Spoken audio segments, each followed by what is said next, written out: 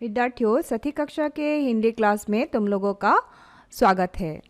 मैं आज तुम लोगों को पढ़ाने जा रही हूँ तुम लोगों के पाठ्य पुस्तक पल्लव भाग 1 के अंतर्गत गांव की शेर नामक पाठ को। गांव की शेर माने এখন গাঁৱৰ ভ্ৰমণৰ কাহিনী ইয়াত দিয়া হৈছে। ইয়াত তোমালোকে ছবিটোত দেখিছা, কি দেখিছা ছবিটোত? দুজন ল'ৰা দেখিছা আৰু এটা গাঁৱৰ প্ৰাকৃতিক সৌন্দৰ্যৰ তোমালোকে ইয়াত দেখিবলৈ পাইছা। লগতে আমি দেখিছোঁ গোৱালপাৰা ট্ৰেইন ষ্টেচনৰ এটা ছবি। এতিয়া পাঠটোত কি আমাক শিকাবলৈ বিচৰা হৈছে, আমি পাঠৰ মাজলৈ আগবাঢ়ি যাওঁ আহা। प्रदीप और करीम गुवाहाटी के आदर्श विद्यालय के छठी कक्षा के छात्र हैं। भोगाली बिहू की छुट्टी में करीम अपने दोस्त प्रदीप के गांव घूमने गया। वे रेलगाड़ी से ग्वालपाड़ा स्टेशन पर उतरे। दोनों आपस में बातचीत करने लगे। इतिया की কৈছে छठी कक्षा के छात्र तुम्हालोकर दरे प्रदीप और करीम गुवाहाटीर आदर्श विद्यालय छठी कक्षार माने छात्र। भोगाली बिहुर छुट्टीत माने बंधत तेवलोके करीमे निजर बंधु प्रदीपर लगत गाँवলৈ ফুৰিবলৈ গৈছে। তেওলোকে কিহেৰে যাত্ৰা কৰিছে? তেওলোকে ৰেলগাড়ীৰে গৈছে আৰু গোৱালপাৰা ষ্টেচনত নামিছে। দুয়ো নিজৰ ভিতৰত কথা বতৰা হৈছে। তাৰ পাছত চোৱা, करीमे কৈছে, करीम अरे प्रदीप, यह इतना सुंदर खेत किसका है? तो प्रदीपे उत्तर की दिसे चोआ, यह मेरे चाचा जी का है। हमारे गांव के लगभग सभी लोग धान की खेती करते हैं। हमें जितने चावल की ज़रूरत है अपनी खेती से ही मिल जाते हैं। गाँवर धुनिया এটা পৰিৱেশ আমি দেখিবলৈ পাইছোঁ আৰু প্ৰদীপে करीम যিহেতু প্ৰদীপৰ গাঁৱলৈ আহিছে, প্ৰদীপক প্ৰশ্ন কৰিছে, ইয়া ইতনা সুন্দৰ খেত, সুন্দৰ মানে ধুনিয়া, এতিয়া ইতনা সুন্দৰ খেত কিসকা হে? ইমান ধুনিয়া খেতি বাৰীবিলাক কাৰ? ইয়া মেৰে চাচা জি কা হে, এইবিলাক মোৰ দদাই দেউৰ। আৰু কি বুলি কৈছে, আমাৰ গাঁৱৰ लगभग माने कि प्राय সকলো লোকে सभी लोग धान की खेती करते हैं। हमें जितने चावल की ज़रूरत है अपनी खेती से ही मिल जाते हैं। তোমালোকৰ পৰিচিত গাঁওখন নিশ্চয় আমাৰ সকলোৰে পৰিচিত। আমি জানো যে গাঁৱৰ মানুহে কি কৰে, ধানৰ খেতি কৰে অসমত। আৰু ইয়াত কৈছে যে দদায়েকে কি কৰে, মানে খেতি বাৰীখন কাৰ? দদায়ে কৰে। আৰু গাঁৱৰ সকলো মানুহে বা প্ৰায় সকলো মানুহে কি কৰে, ধানৰ খেতি কৰে। আৰু যিমান চাউলৰ প্ৰয়োজন হয় সেই খেতিৰ পৰাই পোৱা যায়। करीम, तुम्हारा गांव सचमुच बहुत सुंदर है। ये हरे भरे खेत देखने में कितने अच्छे लगते हैं। তেতিয়া करीमे কৈছে যে তোমাৰ গাঁওখন সচমুচ মানে কি? সঁচাই বহুত ধুনীয়া। हरे মানে সেউজীয়া খেতিবিলাক দেখিবলৈ কিমান ভাল লাগে। प्रदीप, चलो आगे और मजा आएगा। बोलाचোন তুমি, আগলৈ তুমি আৰু ভাল পাবা। तो करीमे की কৈছে, पुनर কৈছে যে अच्छा, ये लंबे पेड़ तांबुल के हैं ना, लेकिन उन पेड़ों पर जो लताएं दिख रही है वे क्या है? ये डाঙर माने ওখ মানে কি বুলি কৈছে, গছবিলাক তামোলৰ নহয়নে? তোমালোকেও দেখিবলৈ পাইছা ছবিটোত যেবিলাক তামোল গছ আমাৰ সকলোৰে পৰিচিত। আৰু लेकिन उन पेड़ों पर जो लताएं दिख रही है वे क्या है? মানে करीमे সেইবিলাক চিনি নাই পোৱা।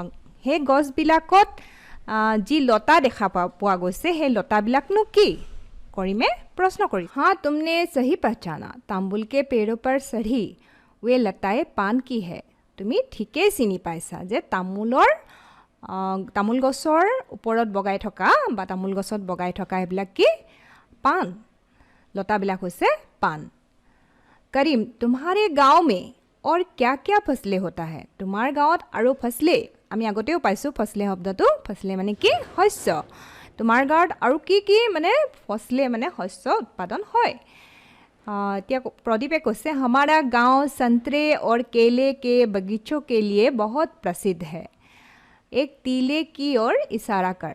তিলাৰ ফালে ইশাৰা কৰি কৈছে, তা তিলাৰ ফালে ইশাৰা কৰি মানে দেখুৱাই ইংগিত দি কৈছে, हमारा गांव মানে আমাৰ গাঁও সন্ত্ৰে আৰু কেলে মানে সন্ত্ৰে মানে কমলা আৰু কেলে মানে জানাই তোমালোকে কলৰ বাগিচাৰ বাবে বহুত বিখ্যাত আৰু এটা টিলাৰ ফালে ওখ টিলাৰ ফালে দেখুৱাই কৈছে যে উস पहाड़ी टीले पर की ढलान पर संतरे की खेती अच्छी होती है এতিয়া সেই পাহাৰৰ ঢলান মানে হেলনীয়া ঠাইত কি হয় কমলাৰ খেতি ভাল হয় मैदान में विविध प्रकार के केलों के बगीचे हैं मैदानत हे बागिचा बिलाकत की আছে বিভিন্ন ধৰণৰ কলৰ বাগিচা আছে পথাৰ বিলাকত এটো কৈছে पास में ही दरंगिरी नामक जगह पर केले का एक बहुत बड़ा बाजार है কলৰ এখন ডাঙৰ বজাৰ আছে দৰংগিৰি নামৰ ঠাইত ক'ত আছে কলৰ বজাৰখন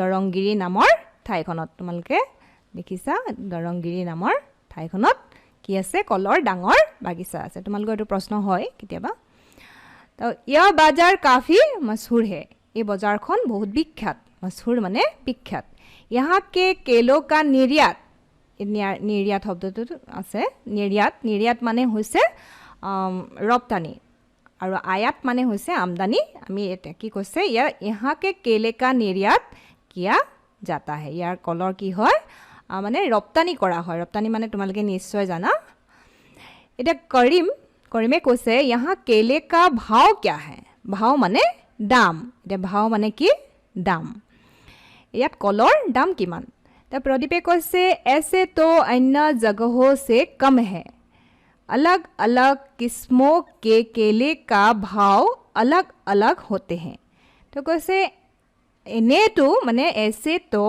अन्य जगहों से कम है अन्य ठाइट कोई कम कि अलग अलग किस्मों के माने बेलेग बेलेग धरणर कलर बेलेग बेलेग दाम है किसी के 10 रुपये दर्जन तो किसी के 20 रुपये किसी के 30 भी होते हैं हो सकते हैं তাৰমানে কিছুমানৰ মানে 10 কিছুমানৰ 20 আৰু কিছুমানৰ 30 টকালৈও হয় কল চাই তে কৰিম अच्छा यहाँ और क्या क्या फल मिलते हैं ইয়াত আৰু কি মানে ফল পোৱা যায় প্ৰশ্ন কৰিছে यहाँ नारियल अमरूद लीची आम नींबू आदि प्रचुर मात्रा में पाए जाते हैं এইবিলাক আমাৰ সকলোৰে পৰিচিত যে নাৰিকল অমৰুদ মানে মধুৰিআম তুমি লিচি চিনি পোৱা লিচু আম নিম্বু মানে নেমু এইবিলাক প্ৰচুৰ মাত্ৰাত ইয়াত পোৱা যায় तो करीमे कैसे क्या गांव में साग सब्जियां पैदा नहीं होता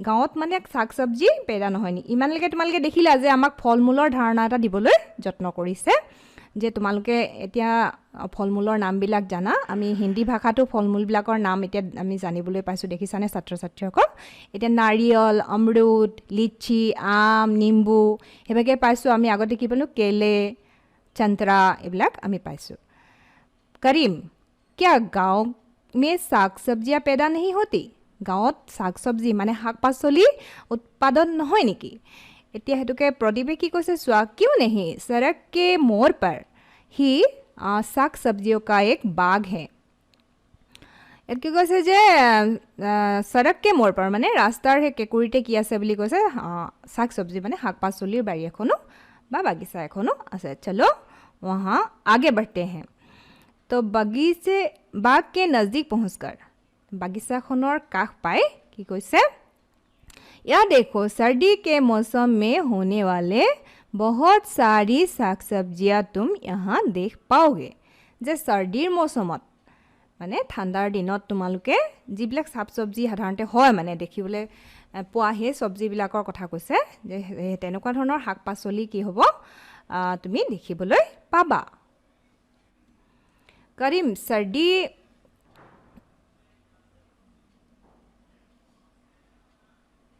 करीमे की কৈছে सर्दी के मौसम में क्या क्या साग सब्जियां होते हैं सर्दी माने ठंडार दिनत की साग सब्जियां माने শাক পাচলি হয় प्रदीपे কৈছে सर्दी के मौसम में पालक धनिया राई चौलाई आदि साग होते हैं दे पालक माने তোমালোকে জানানে পালক মানে হৈছে কি পালেং শাক ধনিয়া राई माने আছে সৰু মানে দানাৰ এবিধ সৰিয়হ আৰু চলাই মানে কি আমি যি লাই শাক খাওঁ সেই চলাই মানে কি লাই শাক আদি শাকবিলাক হয় সবজিও মে ফুলগোবি বনগোবি গাঁঠগোবি এতিয়া ফুলগোবি তোমালোকে জানানে ফুলগোবি মানে কি ফুলকবি বনগোবি মানে বন্ধাকবি আৰু গাঁঠগোবি মানে আমি কি পাইছোঁ গাঁঠগোবি মানে ওলকবি বেঙেনা मूली मूला गाजर मटर टमाटर लौकी এটা গাজৰ মটৰ টমাটৰ মানে বিলাহী লৌকি মানে কি লাও এইবিলাক সবজি হয় এটা তোমালকে বিভিন্ন ধৰণৰ সবজিৰ কথা ইয়াত গম পাইছা দেখিছানে ফুলগোবি বনগোবি গাঁঠগোবি বেঙেন मूली গাজৰ মটৰ টমাটৰ লৌকি এইবিলাক সকলো সবজি এতিয়া তেনেধৰণে হাকো আমি পালো পালক ধনিয়া ৰাই ছোলাই আদি करीमे पुनः प्रश्न কৰিছে কি বুলি সোৱা करीम और गर्मी के मौसम में আৰু গৰমৰ দিনত কি সবজি হয় ইয়াত তোমালোকক মানে কি ফল মূলৰ লগতে শাক পাচলিৰ ধাৰণা এটা দিবলৈ যত্ন কৰা হৈছে যে সৰ্দিৰ মৌসম মানে ঠাণ্ডা দিন বা গৰম দিনত কোনবিলাক খেতি হয় ঠাণ্ডাৰ দিনত কোনবিলাক খেতি হয় হেতুৱে আৰু প্ৰদীপে কি কৈছে गर्मी के मौसम में होने वाली सब्जियां এতিয়া গৰমৰ দিনত হোৱা সবজিবিলাক কি সোৱা करेला खीरा जिका कद्दू भिंडी आदि है तुम्हारे এইবিলাক জানাই যে গৰমৰ দিনত এইবিলাক হয় কেৰেলা खीरा মানে কি তিয়হ জিকা কদ্দু মানে কুমুৰা ভিন্ডি মানে ভেন্ডি এইবিলাক আমি সকলোৱে খাই থাকো আৰু হে তোমালকৰ পৰিচিত সাগো মে পুদিনা বুলি কৈছে হিন্দীত পুদিনা ঢেকিয়া খুতৰা এইবিলাক আমি খাই থকা হাক আৰু এইবিলাকক তোমালোকক এইবিলাকৰ পৰিচয় দিবলৈ ইয়াত যত্ন কৰিছে কৰেমে কি কৈছে प्रदीप बाग में कुछ सब्जियां मैंने देखी नहीं जैसे आलू गाजर मूली सलगम और चुकंदर आदि आलू गाजर मूली सलगम चुकंदर आलू माने তোমালোকে জানাই গাজৰ मूली মানে মূলা সালগুম আৰু চুকন্দৰ এনে ধৰণৰ এইবিলাক কি হৈছে সবজি তোমালোকে দেখিছা আৰু এই সবজিবিলাক কি কৈছে প্ৰদীপ কৰিমে কিন্তু তাত দেখা নাপালে সেইকাৰণে প্ৰশ্ন কৰিছে যে মই এই সবজিবিলাক ইয়াত দেখা নাই আৰে দিখাই कैसे देंगी তোমালোকে কেনেকৈ দেখিবা ये सभी सब्जियां मिट्टी के अंदर होती है এটো ইয়াৰ এই সবজিবিলাকৰ বৈশিষ্ট্য কি এইবিলাক হৈছে মাটিৰ তলত হয় कुछ सब्जियां मिट्टी के ऊपर पौधे में जैसे मिर्च टमाटर बैंगन गोभी এইবিলাক কি হয় মাটিৰ ওপৰত হয় आदि और कुछ लताओं में खीरा लौकी करेला कद्दू এইবিলাক কি হয় खीरा लौकी करेला कद्दू এইবিলাক কোত হয় মাটিৰ কি লতাত হয় মানে লতা জাতীয় তোমালকে পালা কি পালা এতিয়া যে মাটিৰ তলত হোৱা সবজি কি পালা আলু গাজৰ মূলি সলগম চুকন্দৰ এইবিলাক আকৌ তোমালকে দেখিলা যে এটো চুকন্দৰ মানে বিট আৰু বাকি সবজিবিলাক কি পাইছা মাটিৰ ওপৰত হয় মিৰ্চ টমাটাৰ বেঙেন গোবি আৰু সবজি কি পালা তোমালোকে खीरा লৌকি কৰেলা কদ্দু এইবিলাক লতা জাতীয় এতিয়া আমি বিভিন্ন ধৰণৰ শাক পাচলিৰ বিষয় ইয়াত আমি জানিলো বিভিন্ন ধৰণৰ ফল মূলৰ কথাও আমি ইয়াত শিকিলো ছাত্ৰ ছাত্ৰীসকল এফালে তোমালোকে দেখিছা এখন ছবি আছে এখন দেখিছা তোমালোকে ইয়াত কি বুলি কৈছে সোৱা কৰিমে পুনৰ প্ৰশ্ন কৰিছে दूर खेत की ओर इशारा कर पीले पीले वे क्या है पीले মানে হালধীয়া হেবিলাক নো কি वा सरसों का खेत है हेবিলাক কি सरसों মানে তোমালোকে জানা নিশ্চয় सरसों মানে হৈছে সৰিয়হৰ খেতি হেবিলাক হৈছে সৰিয়হৰ খেতি सरसों का तेल इसी से बनता है সৰিয়হৰ খেতি মানে কিবিলাক যিবিলাক সৰিয়হৰ পৰা তেল বনোৱা হয় আৰু হেবিলাক ইয়াৰ পৰা বনোৱা হয় বুলি কৈছে करीम अब चलो घर चलते हैं सूरज भी ढल चुका है माँ राह देख रही होगी ইমান পৰে কৰিম আৰু প্ৰদীপে কি কৰিলে গাঁওখন ভ্ৰমণ কৰিলে আৰু গাঁৱত থকা বিভিন্ন শাক পাচলি ফলমূল তেওঁলোকে দেখিলে আৰু সেই বিষয়ে কথা বতৰা হ'ল আৰু এই কাৰণে যেহেতু কৰিম আহিছে প্ৰদীপৰ গাঁৱলৈ ফুৰিবলৈ আৰু সেই কাৰণে প্ৰদীপে কি কৰিছে बोला আমি এতিয়া ঘৰলৈ যাওঁ करीम अब चलो घर चलते हैं सूरज भी ढल चुका है माने সূৰ্যও এতিয়া বেলি মানে লহিয়াবৰ হ'ল ডুবিবৰ হ'ল সেই কথাটো কৈছে আৰু মায়ে আমালৈ ৰাহ মানে বাট চাই থাকি আছে करीम, चलो तुम्हारा गांव देखकर बहुत मज़ा आया, बहुत सारी नई नई जानकारियाँ भी मिली, चलो चलते हैं। এতিয়া কি কৈছে, কৰিমে গাঁৱৰ প্ৰশংসা কৰি কৈছে যে গাঁওখন চাই বৰ ভাল লাগিল আৰু বহুত সাৰি নই নই জানকাৰিয়া ভি মিলি, বহুত ধৰণৰ মই নতুন নতুন কথা ইয়াৰ পৰা শিকিব পাৰিলোঁ বা জানিব পাৰিলোঁ। বোলা এতিয়া আমি যাওঁ। এতিয়া প্ৰদীপ আৰু কৰিম কা মন ভৰায়া, গোটেই গাঁৱৰ প্ৰাকৃতিক সৌন্দৰ্য বা তাত থকা শাক পাচলি ফল মূল আদি দেখি প্ৰদীপ আৰু কৰিমৰ মন ভৰি গ'ল। आखिरकार गांव की सैर कर करीम ने अपने आप से कहा, वाह बहुत मज़ा आया, आजकल महंगाई की सामना करने के लिए घर में ही साग सब्जियां फल आदि की खेती करना बहुत ज़रूरी है, तभी तो ताज़े ताज़े साग सब्जियों का स्वाद मिल পায়েগা।